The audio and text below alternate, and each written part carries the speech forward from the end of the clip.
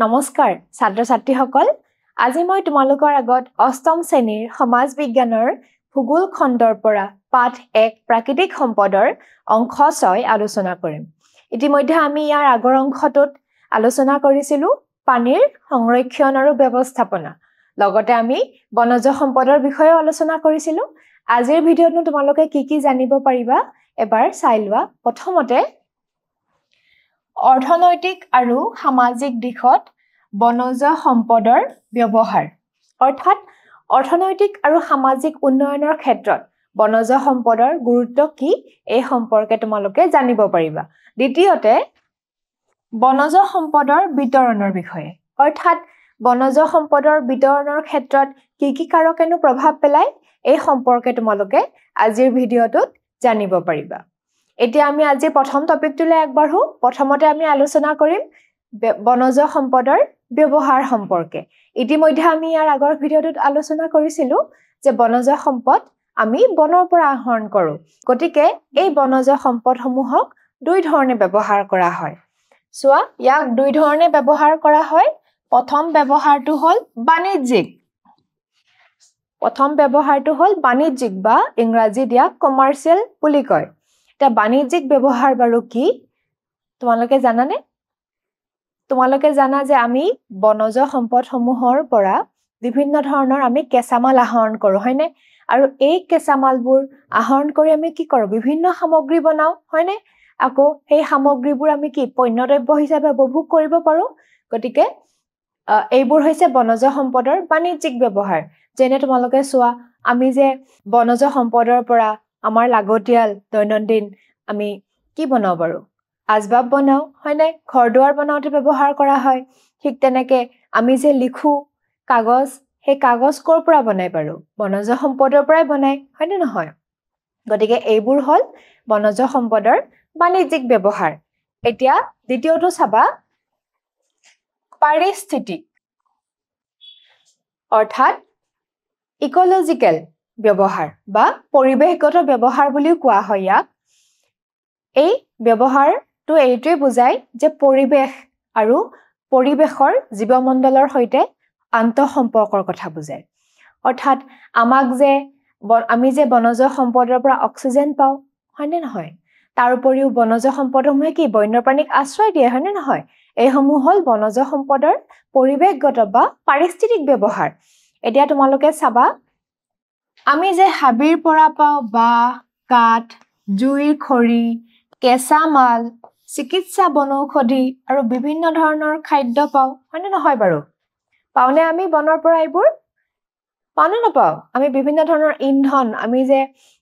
জুই জ্বলাবলৈ ব্যৱহাৰ কৰা খৰিও বনৰ পৰা পাওঁ, হয়নে নহয়? ঠিক তেনেকে আমি ঔষধি উদ্ভিদবোৰো বনৰ পৰা পাওঁ। এই সকলোবোৰ আমি কি পাওঁ? বনৰ পৰা পাওঁ। তাৰ উপৰিও চোৱা, ইতিমধ্যে মই ক'লো আমি লিখাৰ বাবে ব্যৱহাৰ কৰা কাগজখনো আমি ক'ৰ পৰা পাওঁ? বনজ সম্পদৰ পৰা পাওঁ। গতিকে এই আটাইখিনি হ'ল বনজ সম্পদৰ কি বাণিজ্যিক ব্যৱহাৰ। চোৱা, এইখিনি হ'ল বনজ সম্পদৰ বাণিজ্যিক ব্যৱহাৰ। এতিয়া আকৌ আমি আলোচনা কৰিম পাৰিস্থিতিক ব্যৱহাৰৰ উদাহৰণবোৰ। ইতিমধ্যে মই ক'লো যে আমাক উদ্ভিদৰ পৰা আমি কি পাওঁ? অক্সিজেন পাওঁ, হয়নে নহয়? উদ্ভিদে আমাক অক্সিজেনৰ যোগান ধৰে, হয়নে? দ্বিতীয়তে চোৱা, বন্যপ্ৰাণীক আশ্ৰয় দিয়া, হয়নে? বন্যপ্ৰাণীসমূহে ক'ত বসবাস কৰে? বনত বসবাস কৰে। গতিকে ই আমাক কি কৰে? আশ্ৰয় দিয়ে, বন্যপ্ৰাণীসমূহক আশ্ৰয় দিয়ে। তাৰপিছত চাবা, মাটি সংৰক্ষণত সহায় কৰে, হয়নে নহয়? বনজ সম্পদসমূহে মাটিৰ সংৰক্ষণত, মাটিৰ অৱক্ষয় ৰোধ কৰাত সহায় কৰে। তাৰপিছত চোৱা, ভূগৰ্ভস্থ পানীৰ স্তৰ বৃদ্ধি কৰাত সহায় কৰে। আমি ইতিমধ্যে ইয়াৰ আগৰ ভিডিঅ'টোত আলোচনা কৰিছিলো, হয়নে? বনাঞ্চলসমূহে কি কৰিব পাৰে? ভূগৰ্ভৰ পানীৰ স্তৰ বৃদ্ধি কৰিব পাৰে। তাৰপিছত চোৱা, গোলকীয় উষ্ণতা হ্ৰাস কৰে। আমাৰ যে বৰ্তমান গোলকীয় উত্তাপ বাঢ়ি গৈ আছে, হয়নে নহয়? গতিকে এই গোলকীয় উত্তাপসমূহ হ্ৰাস কৰাৰ ক্ষেত্ৰত আমাক উদ্ভিদে বা বনাঞ্চলসমূহে সহায় কৰে। গতিকে এইকেইটা যে আমি আলোচনা কৰিলো, এইকেইটা হৈছে কি বনজ সম্পদৰ পাৰিস্থিতিক ব্যৱহাৰ বা আমি কি বুলি কওঁ? পৰিৱেশগত ব্যৱহাৰ বুলি কওঁ। জীৱিত মণ্ডলত যিবোৰ আমি জৈৱিক উপাদান পাওঁ, এই প্ৰত্যেকটো জৈৱিক উপাদানৰে কি হয় নিজৰ নিজৰ অস্তিত্ব আছে হয়নে নহয় আৰু এই জৈৱিক উপাদানসমূহৰ এটাৰ লগত আনটোৰ সম্পৰ্ক থাকে আৰু এই সম্পৰ্কৰ বাবেই পৰিৱেশত কি হয় ভাৰসাম্য ৰক্ষা হয় হয়নে নহয় আৰু যদি কিবা কাৰণত এটা উপাদানৰো কম বেছি হয় পৰিমাণ যদি কম হয় তেতিয়াহলে কি হ'ব এই পৰিৱেশৰ ভাৰসাম্য বিনষ্ট হ'ব হয়নে নহয় চোৱা জীৱমণ্ডলত যিবোৰ জীৱিত জগত অৰ্থাৎ জৈৱিক সম্পদবোৰ আছে জৈৱিক উপাদানবোৰ আছে প্ৰত্যেকৰে নিজৰ অস্তিত্ব আছে আৰু প্ৰতিটো উপাদানে এক আন্তঃসম্পৰ্ক বজাই ৰাখে আৰু যিয়ে পৰিৱেশগত ভাৰসাম্য সৃষ্টি কৰে হয়নে এই সকলোবোৰ উপাদানে পৰিৱেশৰ ভাৰসাম্য অটুট ৰখাত কি কৰে সহায় কৰে আৰু এই সম্পদসমূহৰ যদি কিবা কাৰণে যিকোনো এটা উপাদানৰ বৃদ্ধি বা হ্ৰাস হয় তেতিয়া কি হ'ব পৰিৱেশত ভাৰসাম্যহীনতাৰ সৃষ্টি হ'ব অৰ্থাৎ আমাৰ পৰিৱেশৰ ব্যালেন্স ইকোলজিক্যাল ব্যালেন্সটো কি হ'ব নোহোৱা হ'ব গতিকে এই সম্পদসমূহৰ আমি কি কৰিব লাগে সংৰক্ষণ কৰিব লাগে হয়নে আৰু আমি এই জৈৱিক উপাদানসমূহৰ ক্ষুদ্ৰ এটা উপাদানেও আমাক কিন্তু বিভিন্ন ধৰণে সহায় কৰিব পাৰে এতিয়া চোৱা ক্ষুদ্ৰ পিপৰা বা অনুজীৱ এটাইও আমাক কি কৰিব পাৰে বহুত উপযোগী হ'ব পাৰে আমাৰ কাৰণে কাৰণ তোমালোকে যদি চোৱা আমি মৌমাখিৰ পৰা কি পাওঁ বাৰু মৌমাখিৰ পৰা আমি কি পাওঁ মৌজোল পাওঁ হয়নে নহয় মৌ পাওঁ ঠিক তেনেকে চোৱা পখিলাই কি কৰে উদ্ভিদৰ বংশবৃদ্ধি কৰাত সহায় কৰে হয়নে নহয় বাৰু আমাক এই ধৰণে সহায় কৰে চোৱা পখিলাটো কিমান ক্ষুদ্ৰ হয়নে নহয় পখিলাই কিন্তু আমাক সহায় কৰে হয়নে নহয় ঠিক তেনেকে মৌমাখিটো চোৱা পখিলাতকৈতো ক্ষুদ্ৰ মৌমাখিটোও আমাক কিন্তু উপকাৰ কৰে ঠিক তেনেকে তোমালোকে দেখিছা শগুন হয়নে নহয় শগুনে কি কৰে বাৰু শগুনে পৰিৱেশ নিকা কৰাত সহায় কৰে কেনেকে বাৰু শগুনে কি কৰে মৰাহ ভক্ষণ কৰে কৰি পৰিৱেশ পৰিষ্কাৰ কৰি ৰাখে হয়নে গতিকে চোৱা এই প্ৰত্যেকটো উপাদানে আমাক বিভিন্ন ধৰণে সহায় কৰে আনকি পৰিৱেশত থকা বিভিন্ন ধৰণৰ ফুল গছ লতা সকলোবোৰৰে নিজৰ নিজৰ অস্তিত্ব আছে আৰু সকলোবোৰে আমাক বিভিন্ন প্ৰকাৰে কি কৰে সহায় কৰে হয়নে এতিয়া আমি আলোচনা কৰিম কি বনজ সম্পদৰ বিতৰণ এতিয়া চোৱা বনজ সম্পদসমূহৰ যে বৃদ্ধি হয় বিকাশ হয় হয়নে এই ক্ষেত্ৰত কিছুমান কাৰকে বিশেষভাৱে প্ৰভাৱ পেলায় সেই কাৰকসমূহ কি বাৰু চোৱা প্ৰথমতে চোৱা আৰ্দ্ৰতা মানে কি জানানে বায়ুত থকা জলীয় বাষ্পৰ পৰিমাণ হেতু কোৱা হয় আৰ্দ্ৰতা ঠিক তেনেকৈ বৰষুণ এখন ঠাইত বৰষুণৰ পৰিমাণ কিমান তাৰ উপৰিও চোৱা উষ্ণতা অৰ্থাৎ সেই ঠাইখনৰ উষ্ণতা বা উত্তাপ কিমান এইবোৰ কাৰকে কি কৰে বনজ সম্পদৰ বিকাশ বৃদ্ধি বিতৰণৰ ক্ষেত্ৰত বিশেষভাৱে প্ৰভাৱ পেলায় হয়নে এতিয়া চোৱা বন হৈছে প্ৰাকৃতিকভাৱে নৱীকৰণযোগ্য সম্পদ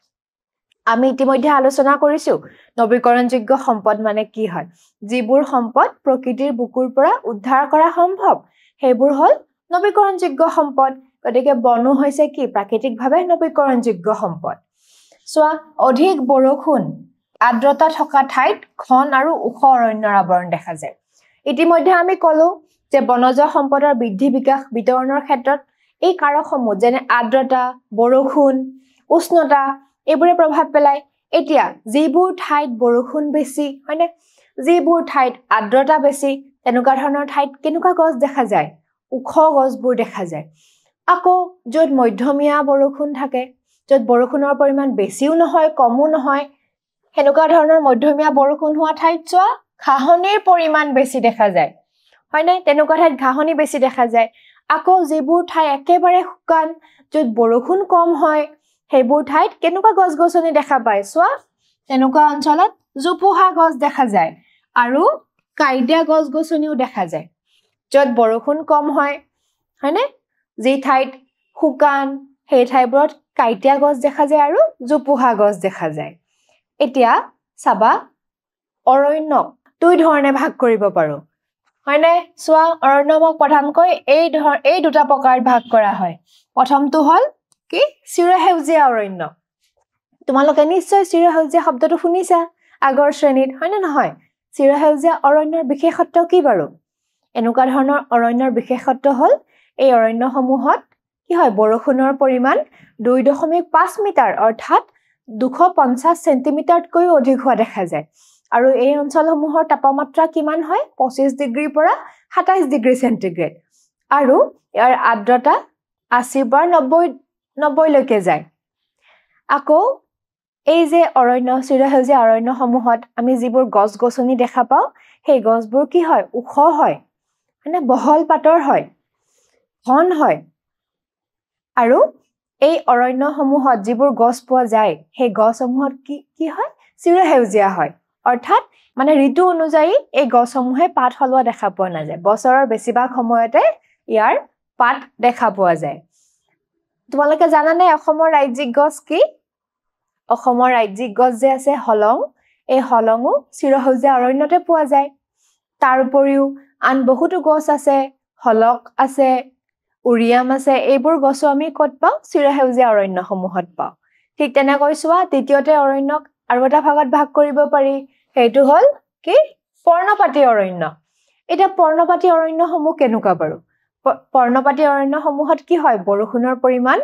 100 পৰা 200 সেন্টিমিটাৰ অৰ্থাৎ মধ্যমীয়া বৰষুণ হয় মানে অত্যাধিক মাত্ৰাটো বৰষুণ নহয় বহুত কম পৰিমাণৰ বৰষুণ নহয় মধ্যমীয়া বৰষুণ দেখা পোৱা যায় 100 পৰা 200 সেন্টিমিটাৰৰ ভিতৰত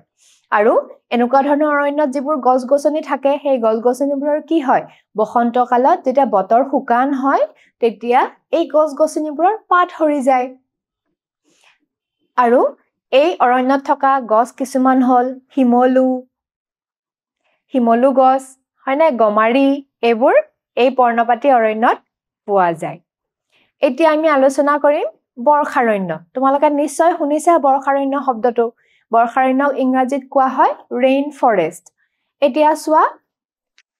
চিৰসেউজীয়া ক্ৰান্তীয় অৰণ্যক বৰ্ষাৰণ্য বুলি কোৱা হয় অৰ্থাৎ চিৰসেউজীয়া ক্ৰান্তীয় অৰণ্য মানে কি যিবোৰ অৰণ্যত অত্যাধিক মাত্ৰাত বৰষুণ হোৱা দেখা যায় হয়নে য'ত বৰষুণৰ পৰিমাণ বেছি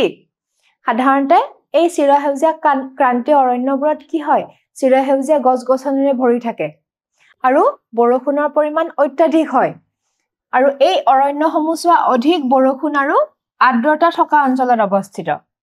অৰ্থাৎ এই অৰণ্যসমূহত যেহেতুকে বৰষুণৰ পৰিমাণ অত্যাধিক হয় কি হয় বৰষুণৰ পৰিমাণ বেছি হোৱাৰ লগে লগে বৰষুণৰ পানীবোৰ ভাৱ হয় বাষ্প হৈ গৈ কি কৰে এই অৰণ্যখনক পুনৰ আবৃত কৰি ৰাখে সেইকাৰণে ইয়াত আৰ্দ্ৰতা বেছি দেখা যায় তাৰ পিছত চাবা সূৰ্যৰ পোহৰো এই ঘন অৰণ্যৰ মাজেৰে প্ৰৱেশ কৰিব নোৱাৰে এই অৰণ্য ইমান ঘন ইয়াত আৰ্দ্ৰতা ইমান বেছি যে সূৰ্যৰ পোহৰো ইয়াত প্ৰৱেশ কৰিব নোৱাৰে এতিয়া তোমালোকে নিশ্চয় শুনিছা অসমৰ এখন বৰ্ষাৰণ্যৰ নাম শুনিছা নাই দিহিং পাটকাই নাম এই দিহিং পাটকাইখন হৈছে অসমৰ এখন বৰ্ষাৰণ্য আৰু এই বৰ্ষাৰণ্যত বহুত ওখ গছটো পোৱাই যায় তাৰ উপৰিও আন কিছুমান কি কয় সৰু সৰু গছ পোৱা যায় ওখ গছৰ ভিতৰত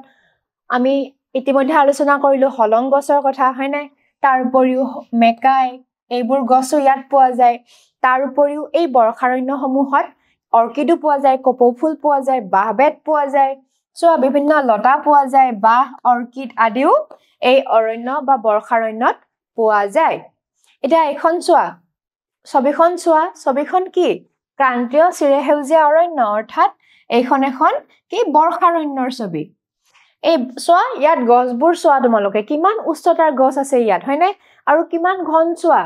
হয়নে সূৰ্যৰ পোহৰ ইয়াত সোমাবই নোৱাৰে ইয়াত আৰ্দ্ৰতা বেছি বৰষুণৰ পৰিমাণ বেছি সেইকাৰণে এইবোৰ বহুত ঘন হয় আৰু ইয়াত যিবোৰ গছ হয় সেইবোৰ বহুত ওখ হোৱা দেখা যায় আৰু চোৱা জীৱ-জন্তু আৰু অগণন প্ৰজাতিৰ চৰাই আদিৰ অস্তিত্বৰ বাবে এই গছবোৰ অতি মূল্যৱান এই যে বৰ্ষাৰণ্যবোৰত গছবোৰ পোৱা যায় তাত সেইবোৰ বিভিন্ন জীৱ-জন্তু আৰু কি চৰাই-চিৰিকটিৰ বাসস্থল সেইকাৰণে এই গছবোৰ কি অতিকৈ মূল্যৱান এতিয়া চোৱা এতিয়া আমি যিবোৰ বনাঞ্চল দেখিছো বিভিন্ন কাৰণত এই গছৰ সংখ্যা কমি আহিছে হয়নে তোমালোকে নিশ্চয় শুনিছা কিমান আমাৰ মানে কি বনজ সম্পদসমূহৰ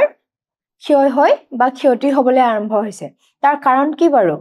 জনসংখ্যা বৃদ্ধি হয়নে জনসংখ্যা বৃদ্ধি হোৱাৰ ফলত কি হৈছে বনাঞ্চলসমূহ ধ্বংস হ'বলৈ ধৰিছে হয়নে নহয়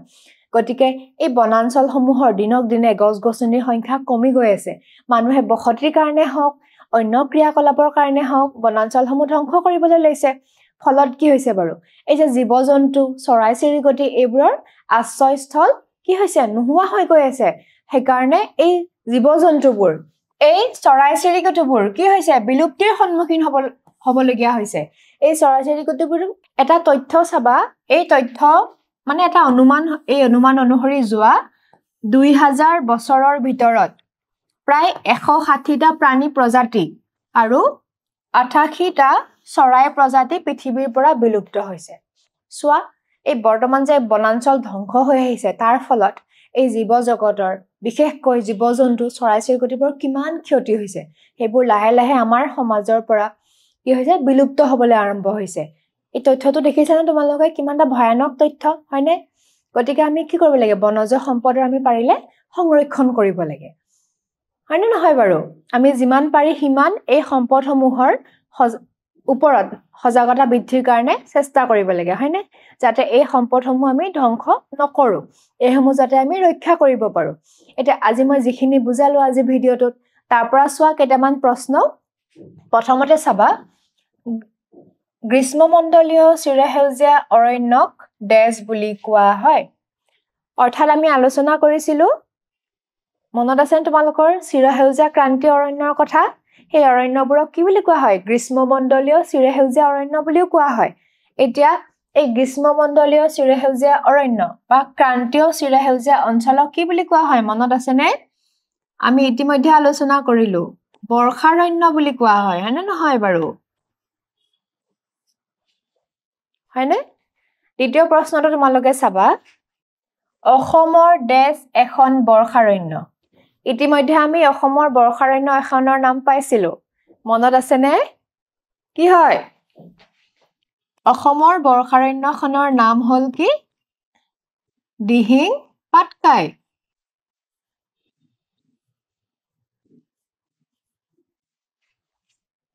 হয়নে নহয় তৃতীয় প্ৰশ্নটো চাবা বনজ সম্পদৰ ব্যৱহাৰ দুই ধৰণে হয় আমি আলোচনা কৰিছিলো বনজ সম্পদৰ ব্যৱহাৰ কেই ধৰণে হয় বাৰু বনজ সম্পদৰ ব্যৱহাৰ দুই ধৰণে হয় এটা আছিল বাণিজ্যিক ব্যৱহাৰ আৰু এটা আছিল পাৰিস্থিতিক ব্যৱহাৰ এতিয়া এটো শুদ্ধ নে অশুদ্ধ এটো শুদ্ধ হ'ব তোমালোকে নিশ্চয় আজিৰ ভিডিঅটোত মই যি বুজালো নিশ্চয় তোমালোকৰ বোধগম্য হৈছে আজিৰ ভিডিঅটো ইমানেই ধন্যবাদ